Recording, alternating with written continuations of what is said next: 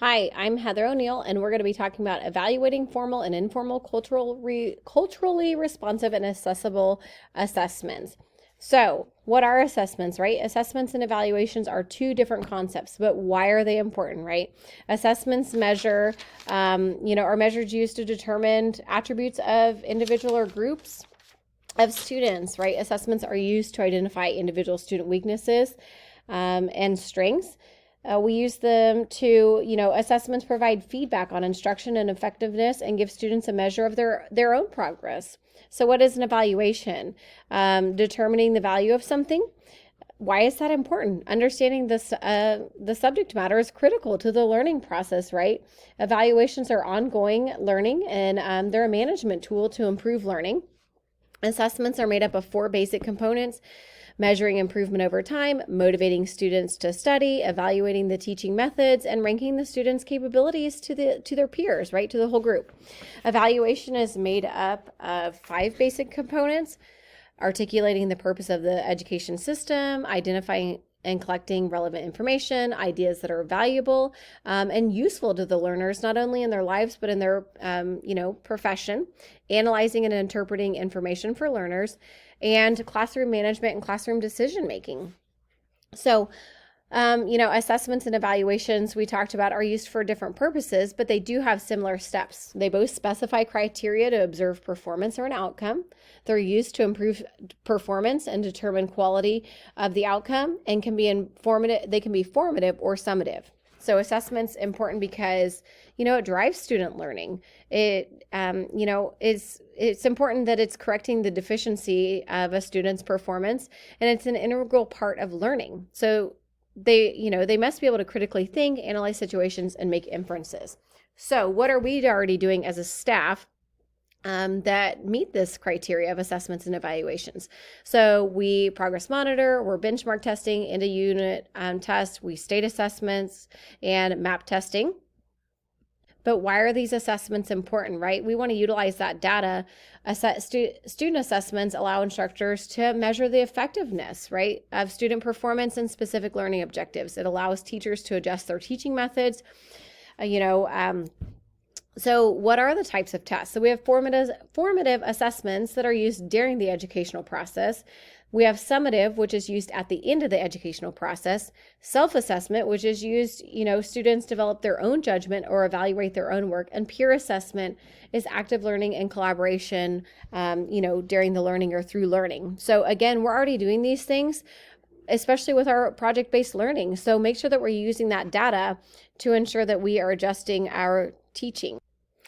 So we want to work towards effective teaching and assessments, right? So what leads to ineffective teaching and learning? Usually it's material resources, right? Do we have quality learning materials? Do we have quality processes? Do we have effective teachers who are qualified and, as effective teaching and learning going on? Why do we continue to use assessments that are ineffective? It comes down to accountability, right? We're held accountable by the state, but we should be looking at maybe some other measurements, such as graduation rates, college acceptance, graduation numbers from college.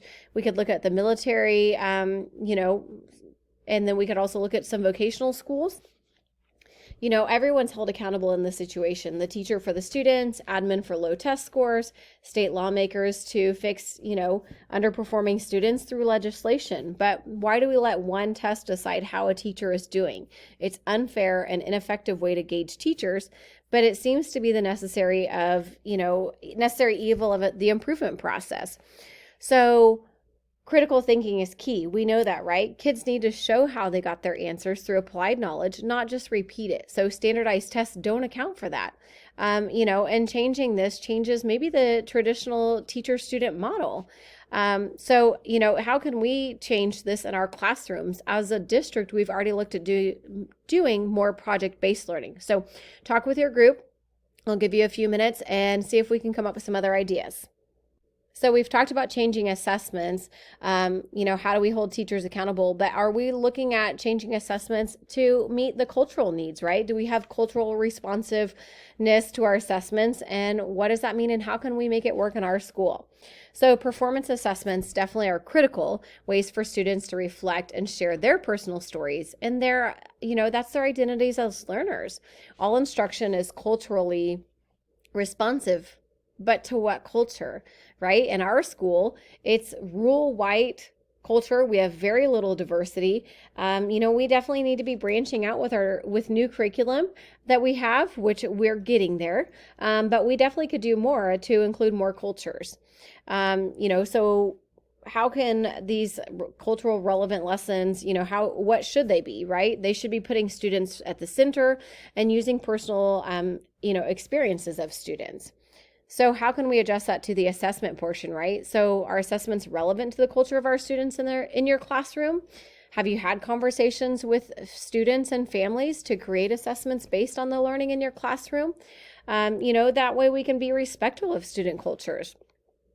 So developing an understanding of culture and making it explicit is much more, an understanding that it's much more than race and ethnicity.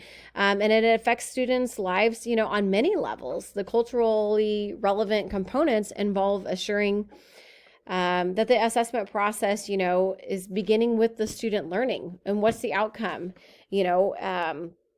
being mindful of student differences and different approaches to different student groups. So, continuing on with the cultural piece of this presentation, teaching and learning are deeply cultural processes, right?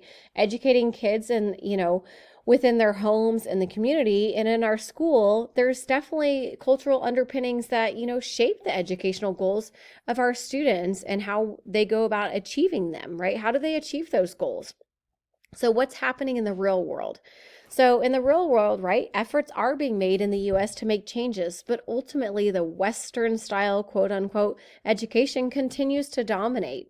It's driven by demands to attain high test performance, on those standardized tests. So again, teachers eventually just dump the changes that they're trying to make in order to do well on the test, right? They're preparing kids to do well on the test so they can keep their jobs, they can keep their schools open. If we're doing all these assessments, we're trying to meet cultural needs. Are we really ensuring that our students' well-being is taken care of? So that's the next part of this presentation. How do we ensure the well-being of our students? Well, first off, what is well-being? It's the student physical, emotional, psychological, socio-cultural well-being, right? It's how our kids are, who they are.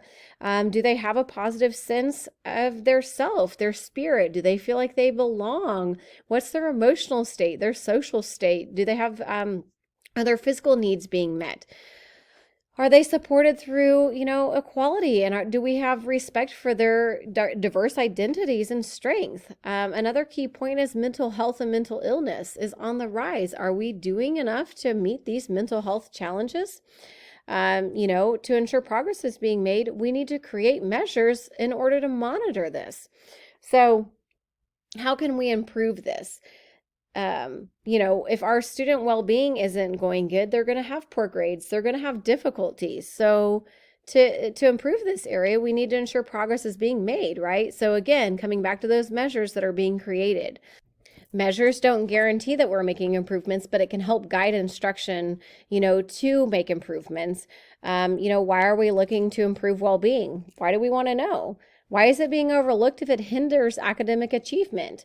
Right? So that should be the center of our conversations. If our students aren't well, they're not going to make academic gains.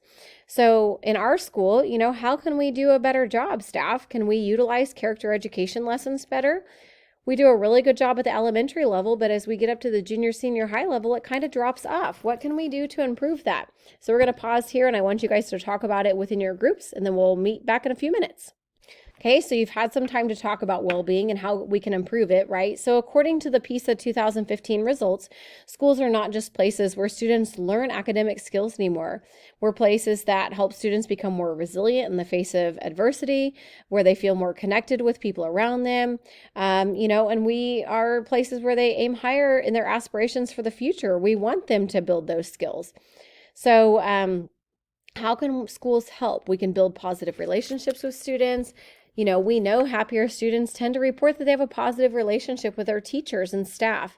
You know, they need a sense of belongingness, make sure that we have behavior management under control. You know, not all teachers are equipped to deal with difficult classrooms and students that they're being thrown into these days. So ensuring that our teachers are trained. Increase parental involvement, and change the perception of testing, right? Testing is scary. How can we go back to that project-based learning and application learning and measuring? So we've talked about assessments, we've talked about evaluations, we've talked about cultural responsiveness, we've talked about well-being, but how can, you know, improving our leadership influence student learning? So ultimately, school leadership is how, you know, and how is it evolving is important. So school leadership needs to become a priority in education. It plays a very important role in improving school outcomes by influencing, you know, and motivating teachers and students. That affects the capacities of teachers. Definitely the school climate and the environment, right? If your teachers aren't happy, they don't feel supported, they're probably not going to be very happy. Effective school leadership is essential to improving, you know, efficiency and the equity of school.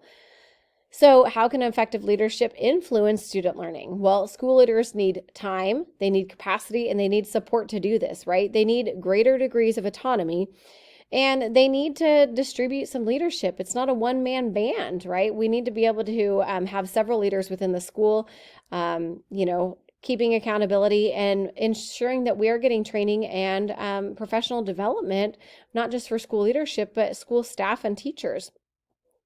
Is effective leadership really that important?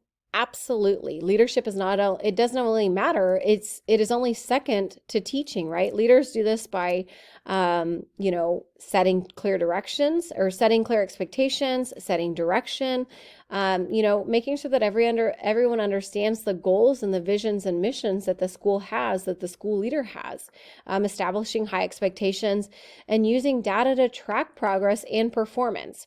So we're going to take a few minutes. How does leadership support us to influence student learning, right? They set clear expectations, clear direction. They use data, progress, monitoring for student performance. So I want you to talk in your groups and see how our leadership within Oskaloosa supports us and influences student learning. Okay, everyone's had a chance to talk with their groups. We'll compile all of these answers and put them together. So here are the references. There are 18 in total. I hope you've enjoyed this presentation. Thanks so much.